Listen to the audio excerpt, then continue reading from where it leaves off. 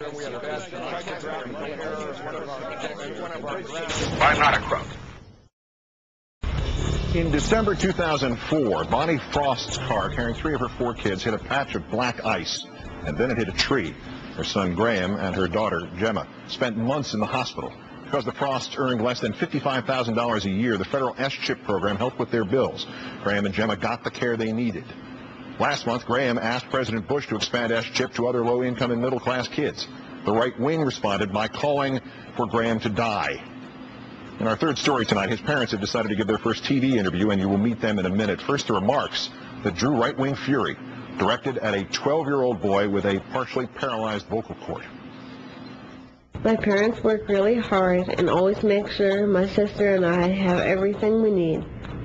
But the hospital bills were huge. We got the help we needed because we had health insurance for us through the CHIP program. But there are millions of kids out there who don't have CHIP, and they wouldn't get the care that my sister and I did if they got hurt. Our parents might have to sell their cars or their houses, or they might not be able to pay for hospital bills at all. What other kids is Graham talking about? SCHIP currently covers 6 million children, too poor for insurance, but not poor enough for Medicaid. But a growing number of Americans, 2 out of 5, are not covered by employer insurance. 47 million don't have any health insurance. That number is also up, the number of uninsured children increasing by 600,000 last year alone. So Democrats want to expand SCHIP to cover 4 million more kids. That costs $7 billion a year. Enough Republicans agree that the Senate approved the expansion with a veto-proof majority. The House vote was about 20 short of veto-proof, so the president vetoed it. The House will try again on Thursday. In the meantime, the right has targeted Graham and his family, Rush Limbaugh and others, spreading extraordinary, easily disproved lies that have been posted online anonymously about them, portraying them as rich and dishonest parasites. Senate Minority Leader Mitch McConnell's office reportedly collecting those lies and disseminating them to the media. And a Bush staffer named Nicholas D. Thompson of the Office of Strategic Initiatives choosing a blog called Red State to post a defense of the president 2 days after the Baltimore Sun had revealed on its front page that another poster at the same blog had called for the public hanging of Graham and his family. On that sad and extraordinarily disturbing note, let's turn to Bonnie and Halsey Frost. Great, thanks for coming forward and joining us tonight. Thank you, Keith. Mrs. Frost, let me start with what matters. How are you and the kids doing through all this? We're doing well. Gemma and Graham are doing well. They're in school, but they have a lot of healing left. They have a lot of work to go, so we're hanging in there. Mr. Frost, let me ask you, just deconstruct this fictional picture of your family that's been put together by the fringe, the lunatic fringe. You're a business owner. You work out of a commercial property you own. You live on a street full of $500,000 homes. You pay $20,000 a year for your kids to go to private school. Yeah, I mean, it would seem to me it would be common sense if you do all the math on that we'd be doing really, really well, and that's far from the case. You know, that's quite a rosy picture they've painted, but you know, the fact is that I did have a business that, of course, they did not report properly, that I ran from, like, Frost Works from 1990 and folded up around 98, 99. Went as far as incorporating that, actually carrying health insurance, and actually that was probably one of the nails in the coffin of that business. It became cost too much to bear for that.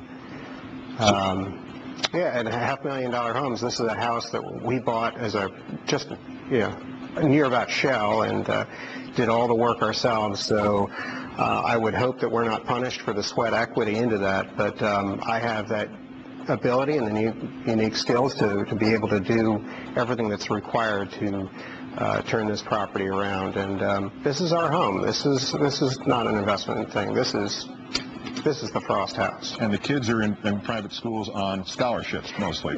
Yes, it's like that we do get help from the schools. It's a must. Without that, we really we'd be limited, have our options rather limited. Mrs. Frost, your address posted online, these lies accepted as facts, death threats. Did you know beforehand that people like this existed in America?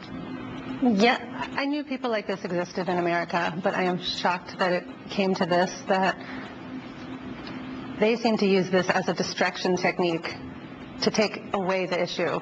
at hand, and that is that millions of children in America are without health insurance and could benefit greatly from the SCHIP bill, just like my family has. And my main goal was to get that message across, that we just want to help other families like we have been helped. And just thinking that it was turned around in such a nasty, negative way is unbelievable to me. Yeah, definitely an agenda that they seem to need to be filling, because I guess when you have to attack in such a manner, you're obviously it's a distraction, because the facts are very clear. This helps hard-working American families. This country needs this now. And I am sorely disappointed in our president for not having his finger on the pulse of what's going on right now. Let me ask you, Mr. Frost, one more question before we look at some disturbing pictures in a different sense. But does Graham know about what's happened since he gave the Democratic radio response, and if so, what's his reaction? Yes, he does. I mean, we keep the kids aware, and we are an open family about things. But at the same right, that we don't sit there and read these ridiculous blogs that go on with faceless characters who can't sign their own name to what they're saying, which I think is just absolutely pathetic. And all these other shows and whatnot, you know, they're going to just go on and make a case out of whatever they need to, just to bolster their story and their take on this. Yeah, the kids are somewhat aware, and, you know, honestly, what I really appreciate is they're being kids. And they're being as normal as they can and going to school every day. We were just working on homework before we came here, working with Gemma and her math book. Actually, I was cooking dinner. You know, the basic, normal, daily routine. And a normal that you had to fight to achieve again. And Mrs. Frost, I want to put up some of these pictures that might be a little tough, and we warn the audience for people to look at. But earlier today we'd asked you if you had any photos that might illustrate what you and your kids went through. I'd like to show these now and ask you to just sort of walk through for us what would have happened to them without this SCHIP program. Absolutely. Well, I have no doubt that they would have received care in the emergency room, but after their month in intensive care in their comas, they needed intensive rehabilitation, 4.5 months worth. And so that people understand we could just say rehabilitation, but we're saying, like, this is like having babies again. Learning how to... Gemma had to learn how to talk and walk and do everything again. She couldn't get herself dressed. She couldn't read. She couldn't write. She didn't know how to go up the stairs. You had to teach her how to go up the stairs. Graham could not eat. He couldn't walk, he couldn't sit up, he couldn't hold his head up, he couldn't swallow. So it took months and months, and they are still working hard to get better and still getting special services and still going to physical therapy.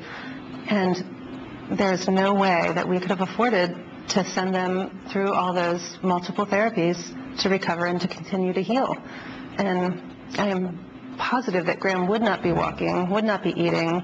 I don't know where Gemma would be right now. And Graham was able to go on the radio and get involved in our political process. And instead of people standing up and cheering, even the ones who say, no, he's wrong, but thank goodness he was able to do it, he did this. It's phenomenal. Go ahead. I was just going to say, the thing is that even if you do not agree with the story,